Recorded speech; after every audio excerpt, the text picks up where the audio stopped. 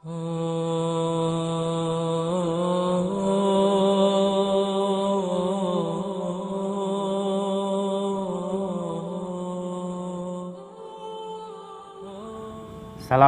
warahmatullahi wabarakatuh. Alhamdulillahirabbil alamin wa bihi nasta'in ala umuri dunya waddin. Wassalatu wassalamu ala nabiyina Muhammadin wa ala alihi washabihi ajmain. Amma ba'd. Pemirsa yang dirahmati Allah, puji syukur kehadirat Allah Subhanahu wa taala atas segala limpahan rahmat, hidayah dan taufiknya kepada kita semua. Jika kita masih diperkenankan olehnya untuk menikmati manisnya iman dan kemudahan kita dalam menjalankan aktivitas sebagai seorang muslim. Rasulullah Shallallahu Alaihi Wasallam memberikan tuntunan kepada kita dalam menjalani kehidupan kita sebagai seorang muslim.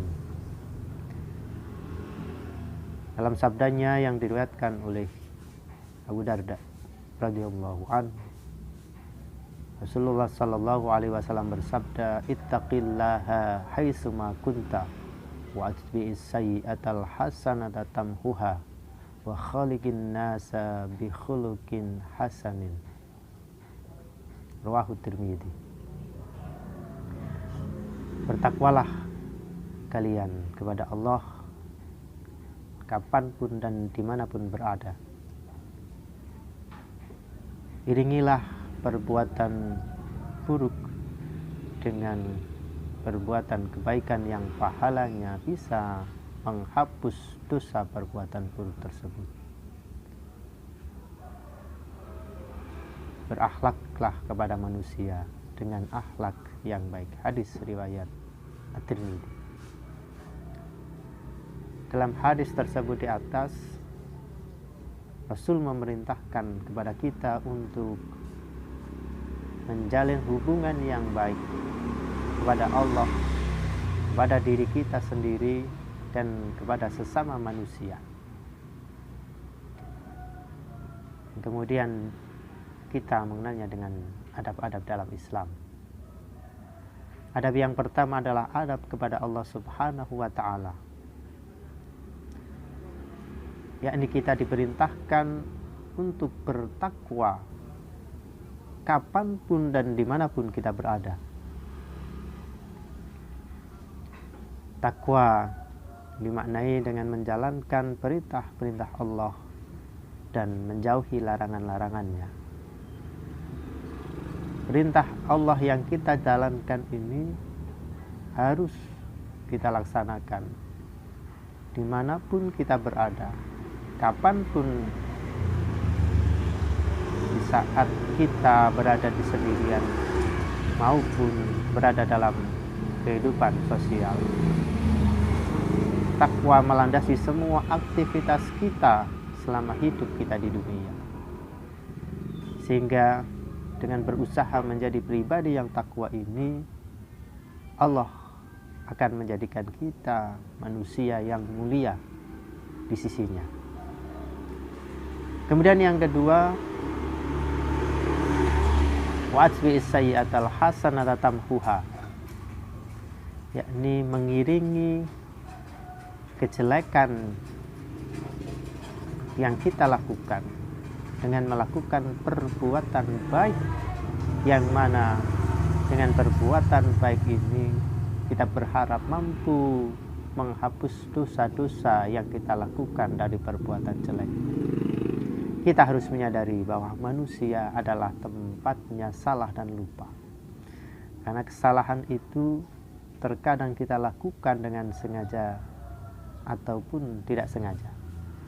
Oleh karena itu, hal yang pertama kita lakukan adalah dengan segera bertobat kepada Allah Subhanahu wa ta'ala, menyesali perbuatan yang kita lakukan, dan berjanji kepada Allah untuk tidak mengulanginya, dan dibuktikan dengan menggantinya dengan perbuatan-perbuatan baik, dengan berharap pada Allah agar perbuatan baik kita itu diterima, diganjar dengan pahala, dan pahalanya dilipat gandakan olehnya.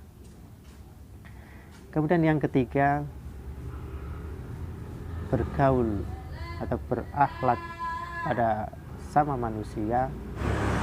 Yang ketiga adalah bergaul dengan sama manusia dengan akhlak yang baik.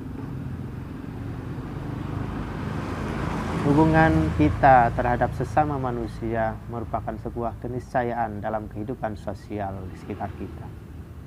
Bahkan melalui sabda Rasul, beliau menyandingkan keimanan pada Allah dan hari akhir kepada perbuatan baik terhadap sesama manusia. Sabdanya, man kana yu'minu billahi wal yaumil akhir falyaqul khairan aw liyasmut. Dan siapa yang beriman pada Allah dan hari akhir, maka berkatalah yang baik atau diam. Pergaulan kita terhadap sama manusia dimulai dari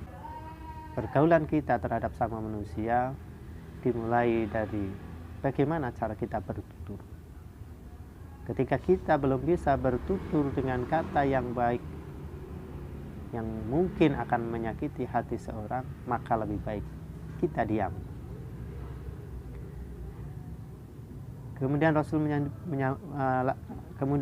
melanjutkan sabdanya, man kana yu'minu billahi wal yaumil akhir fal yukrim jarahu.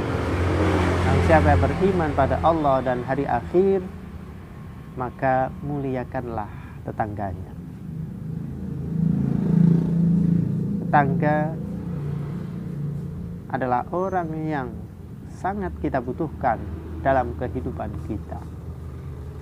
Tetangga yang seringkali tahu tentang kebutuhan kita. Oleh karena itu,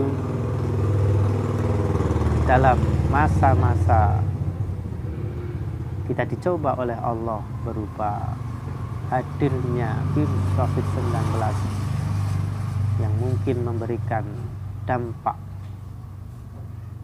menurunnya pendapatan secara ekonomi bagi yang bekerja di pabrik sebagai karyawan, mungkin ada yang dirumahkan bahkan sampai di PHK. Yang pekerjaannya sebagai seorang pedagang, omset penjualannya berkurang sampai 50%, sehingga ini mengganggu pendapatan untuk keluarga. Oleh karenanya, kesempatan ini harus kita gunakan untuk menyisihkan sebagian dari rezeki yang Allah berikan pada kita untuk sedikit membantu tetangga kita. Pemirsa yang dirahmati oleh Allah, demikian yang dapat kami sampaikan, semoga bermanfaat. Nasrul minallah wa fathun qarib. Wassalamualaikum warahmatullahi wabarakatuh.